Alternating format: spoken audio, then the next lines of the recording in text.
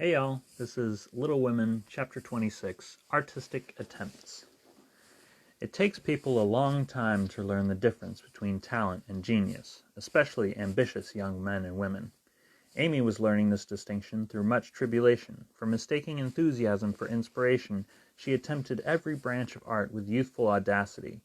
For a long time there was a lull in the mud pie business, and she devoted herself to the finest pen and ink drawing, in which she showed such taste and skill that her graceful handiwork proved both pleasant and profitable. But overstrained eyes soon caused pen and ink to be laid aside for a bold attempt at poker sketching. While this attack lasted, the family lived in constant fear of a conflagration, for the odor of burning wood pervaded the house at all hours. Smoke issued from the attic and shed with alarming frequency. Red-hot pokers lay about promiscuously, and Hannah never went to bed without a pail of water and the dinner bell at her door, in case of fire. Raphael's face was found boldly executed on the underside of the moulding board, and Bacchus on the head of a beer barrel. A chanting cherub adorned the cover of the sugar bucket, and attempts to portray Romeo and Juliet supplied kindling for some time. From fire to oil was a natural transition for burned fingers, and Amy fell to painting with undiminished ardor. An artist friend fitted her out with his cast-off palettes, brushes, and colors, and she daubed away, producing pastoral and marine views such as were never seen on land or sea. Her monstrosities in the way of cattle would have taken prizes at an agricultural fair, and the perilous pitching of her vessels would have produced seasickness in the most nautical observer, if the utter disregard to all known rules of shipbuilding and rigging had not convulsed him with laughter at the first glance. Swarthy boys and dark-eyed Madonnas, staring at you from one corner of the studio, suggested Murillo. Oily brown shadows of faces with a lurid streak in the wrong place meant Rembrandt.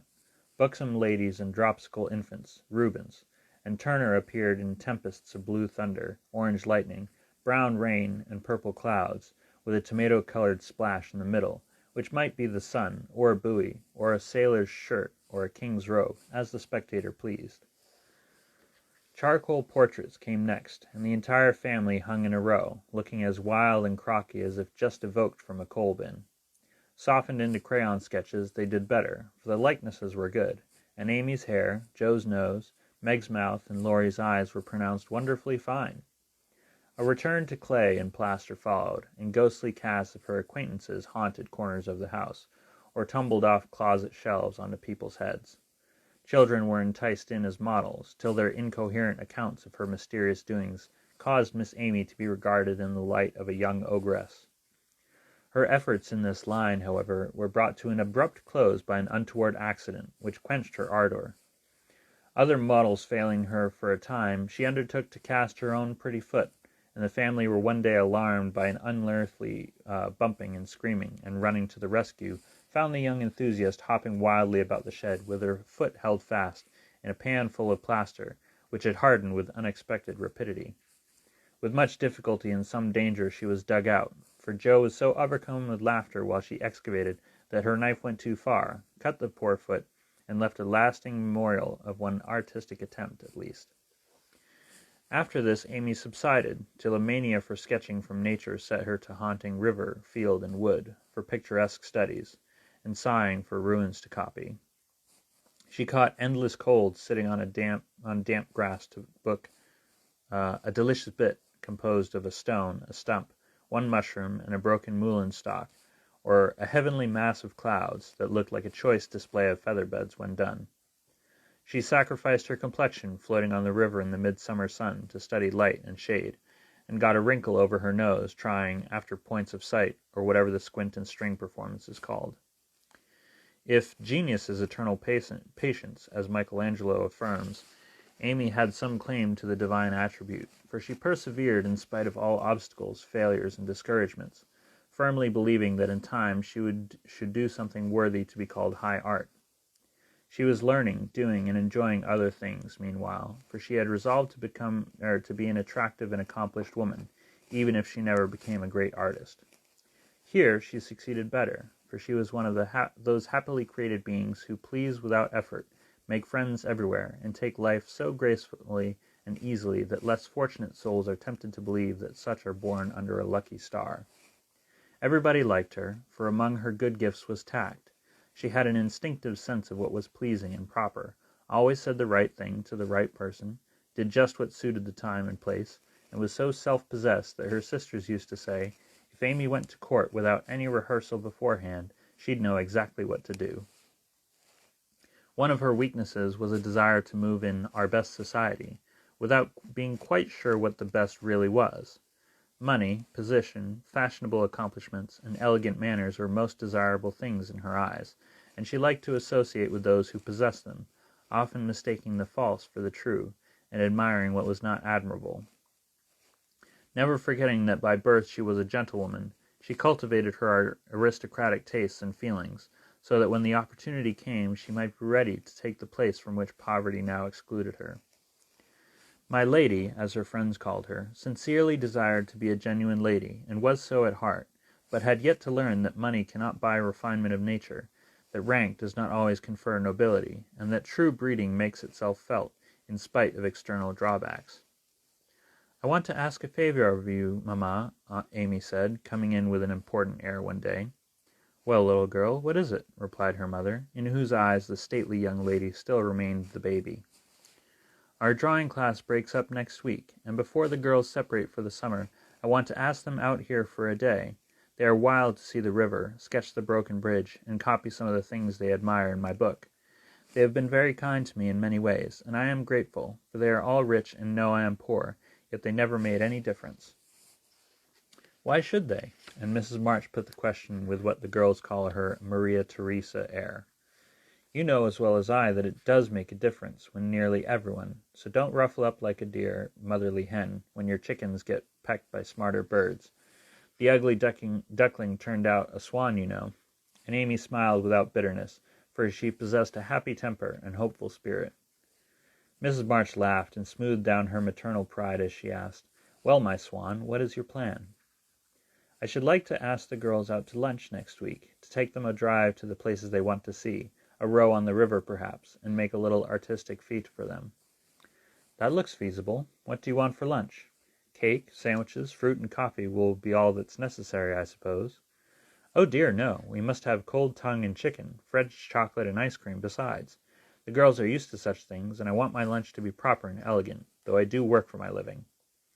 "How many young ladies are there?" asked her mother, beginning to look sober. 12 or 14 in the class, but I dare say they won't all come." "Bless me, child, you'll have to charter an omnibus to carry them about." "Why, mother, how can you think of such a thing? Not more than 6 or 8 will probably come, so I shall hire a beach wagon, and borrow Mr. Lawrence's cherry bounce," Hannah's pronunciation of charabanc. "All this will be very expensive, Amy." "Not very. I've calculated the cost, and I'll pay for it myself." "Don't you think, dear, that as these girls are used to such things, and the best we can do will be nothing new, that some simpler plan would be pleasanter to them, as a change if nothing more, and much better for us than buying or borrowing what we don't need, and attempting a style not in keeping with our circumstances?" "If I can't have it as I like, I don't care to have it at all. I know that I can carry it out perfectly well if you and the girls will help a little, and I don't see why I can't if I'm willing to pay for it," said Amy, with a decision which opposition was apt to change into obstinacy. Mrs. March knew that experience was an excellent teacher, and when it was possible she left her children to learn alone the lessons which she would gladly have made easier, if they had not objected to taking advice as much as they did salts and senna. "Very well, Amy, if your heart is set upon it, and you see your way through without too great an outlay of money, time, and temper, I'll say no more. Talk it over with the girls, and whichever way you decide, I'll do my best to help you." "Thanks, mother, you are so kind," and away went Amy to lay her plan before her sisters. Meg agreed at once, and promised her aid, gladly offering anything she possessed, from her little house itself to her very best salt spoons. But Joe frowned upon the whole project, and would have nothing to do with it at first. "Why in the world should you spend your money, worry your family, and turn the house upside down for a parcel of girls who don't care sixpence for you? I thought you had too much pride and sense to truckle to any mortal woman just because she wears French boots and rides in a coupe," said Joe, who, being called from the tragic climax of her novel, was not in the best mood for social enterprises. "I don't truckle, and I hate being patronized as much as you do," returned Amy indignantly, for the two still jangled when such questions arose. "The girls do care for me, and I for them, and there is a great deal of kindness and sense and talent among them, in spite of what you call fashionable nonsense. You don't care to make people like you, to go into good society, and cultivate your manners and tastes. I do, and I mean to make the most of every chance that comes. You can go through the world with your elbows out and your nose in the air, and call it independence if you like. That's not my way." When Amy had wetted her tongue and freed her mind, she usually got the best of it, for she seldom failed to have common sense on her side, while Jo carried her love of liberty and hate of conventionalities to such an unlimited extent that she naturally found herself worsted in an argument. Amy's definition of Jo's idea of independence was such a good hit that both burst out laughing, and the discussion took a more amiable turn. Much against her will, Jo at length consented to sacrifice a day to Mrs. Grundy, and help her sister through what she regarded as a nonsensical business. The invitations were sent, nearly all accepted, and the following Monday was set apart for the grand event. Hannah was out of humor because her week's work was deranged, and prophesied that if the washing and ironing weren't done regular, nothing would go well anywheres. This hitch in the mainspring of the domestic machinery had a bad effect upon the whole concern, but Amy's motto was nil desperandum, and having made up her mind what to do, she proceeded to do it in spite of all obstacles. To begin with, Hannah's cooking didn't turn out well. The chicken was tough, the tongue too salty, and the chocolate wouldn't froth properly. Then the cake and ice cost more than Amy expected, so did the wagon, and various other expenses, which seemed trifling at the outset, counted up rather alarmingly afterward. Beth got cold and took to her bed. Meg had an unusual number of callers to keep her at home, and Jo was in such a divided state of mind that her breakages, accidents, and mistakes were uncommonly numerous, serious, and trying. "If it hadn't been for Mother, I never should have got through," as Amy declared afterwards, and gratefully remembered when the best joke of the season was entirely forgotten by everyone else. If it was not fair on Monday, the young ladies were to come on Tuesday, an arrangement which aggravated Jo and Hannah to the last degree. On Monday morning the weather was in that undecided state which is more exasperating than a steady pour. It drizzled a little, shone a little, blew a little, and didn't make up its mind till it was too late for anyone else to make up theirs. Amy was up at dawn, hustling people out of their beds and through their breakfasts, that the house might be got in order. The parlor struck her as looking uncommonly shabby, but without stopping to sigh for what she had not, she skilfully made the best of what she had, arranging chairs over the worn places in the carpet, covering stains on the walls with pictures framed in ivy, and filling up empty corners with homemade statuary, which gave an artistic air to the room, as did the lovely vases of flowers Jo scattered about. The lunch looked charming, and as she surveyed it, she sincerely hoped it would taste well, and that the borrowed glass, china, and silver would get safely home again. The carriages were promised, Meg and Mother were all ready to do the honors, Beth was able to help Hannah behind the scenes, Jo had engaged to be lively and amiable as an absent mind, an aching head, and a very decided disapproval of everything and everybody would allow, and as she wearily dressed, Amy cheered herself with anticipations of the happy moment when, lunch safely over, she should drive away with her friends for an afternoon of artistic delights, for the cherry bounce and the broken bridge were her strong points. Then came 2 hours of suspense, during which she vibrated from parlor to porch, while public opinion varied like the weathercock. A smart shower at 11 had evidently quenched the enthusiasm of the young ladies who were to arrive at 12, for nobody came, and at 2 the exhausted family sat down in a blaze of sunshine to consume the perishable portions of the feast, that nothing might be lost. "No doubt about the weather today, they will certainly come, so we must fly round and be ready for them," said Amy, as the sun woke her next morning. She spoke briskly, but in her secret soul she wished she had said nothing about Tuesday, for her interest, like her cake, was getting a little stale. "I can't get any lobsters, so you'll have to do without salad today," said Mr. March, coming in half an hour later, with an expression of placid despair. "Use the chicken, then. The toughness won't matter in a salad," advised his wife. Hannah left it on the kitchen table a minute, and the kittens got at it. "I'm very sorry, Amy," added Beth, who was still a patroness of cats. "Then I must have lobster, for tongue alone won't do," said Amy decidedly. "Shall I rush into town and demand one?" asked Joe, with the magnanimity of a martyr. You'd come bringing it home under your arm without any paper, just to try me. I'll go myself," answered Amy, whose temper was beginning to fail. Shrouded in a thick veil, and armed with a genteel traveling basket, she departed, feeling that a cool drive would soothe her ruffled spirit, and fit her for the labors of the day.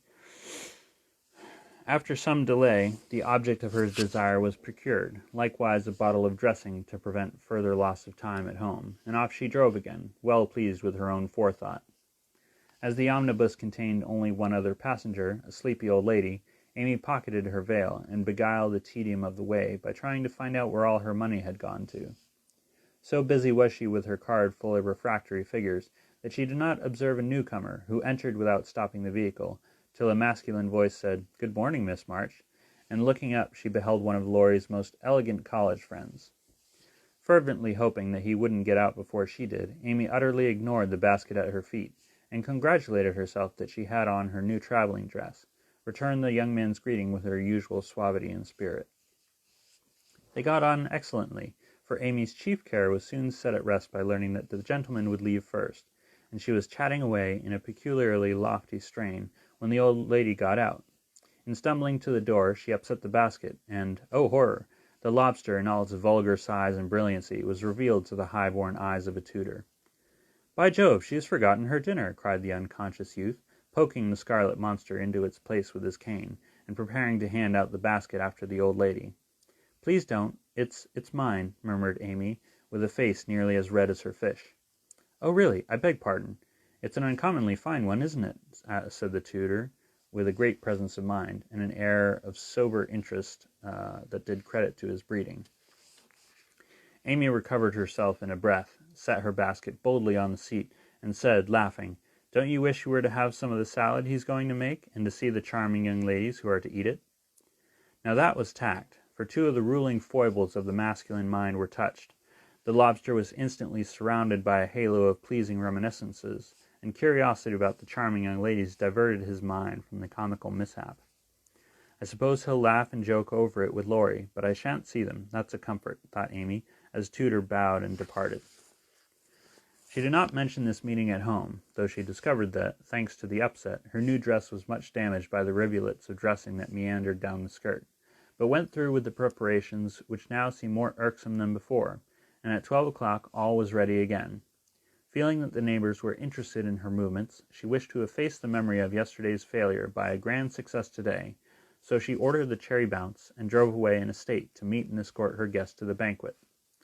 "There's the rumble, they're coming. I'll go onto the porch to meet them. It looks hospitable, and I want the poor child to have a good time after all her trouble," said Mrs. March, suiting the action to the word.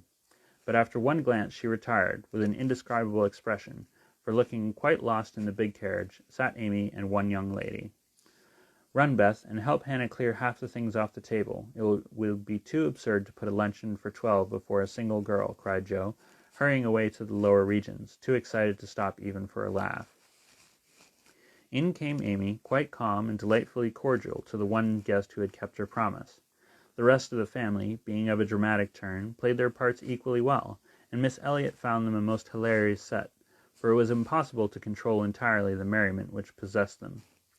The remodelled lunch being gaily partaken of, the studio and garden visited, and art discussed with enthusiasm, Amy ordered a buggy, alas for the elegant cherry bounce, and drove her friend quietly about the neighbourhood till sunset, when the party went out. As she came walking in, looking very tired but as composed as ever, she observed that every vestige of the unfortunate feat had disappeared, except a suspicious pucker about the corners of Joe's mouth. "You've had a lovely afternoon for your drive, dear," said her mother, as respectfully as if the whole 12 had come. "Miss Elliot is a very sweet girl, and seemed to enjoy herself, I thought," observed Beth, with unusual warmth. "Could you spare me some of your cake? I really need some. I have so much company, and I can't make such delicious stuff as yours," asked Meg soberly. "Take it all. I'm the only one here who likes sweet things, and it will mold before I can dispose of it," answered Amy, thinking with a sigh of the generous store she had laid in for such an end as this. "It's a pity Laurie isn't here to help us," began Joe, as they sat down to ice cream and salad for the second time in 2 days. A warning look from her mother checked any further remarks, and the whole family ate in heroic silence, till Mr. March mildly observed, "Salad was one of the favorite dishes of the ancients, and Evelyn—" Here a general explosion of laughter cut short the history of salads, to the great surprise of the learned gentleman. "Bundle everything into a basket, and send it to the Hummels. Germans like messes. I'm sick of the sight of this, and there's no reason you should all die of a surfeit because I've been a fool," cried Amy, wiping her eyes. "I thought I should have died when I saw you two girls rattling about in the what-you-call-it, like two little colonels in a very big nutshell, and mother waiting in state to receive the throng," sighed Joe, quite spent with laughter. "I'm very sorry you were disappointed, dear, but we all did our best to satisfy you," said Mrs. March, in a tone full of motherly regret. "I am satisfied. I've done what I undertook, and it's not my fault that it failed. I comfort myself with that," said Amy, with a little quiver in her voice. "I thank you all very much for helping me, and I'll thank you still more if you won't allude to it for a month at least." No one did for several months, but the word feet always produced a general smile, and Laurie's birthday gift to Amy was a tiny coral lobster in the shape of a charm for her watch guard. And thus ends chapter 26. I love you all. Have a good night.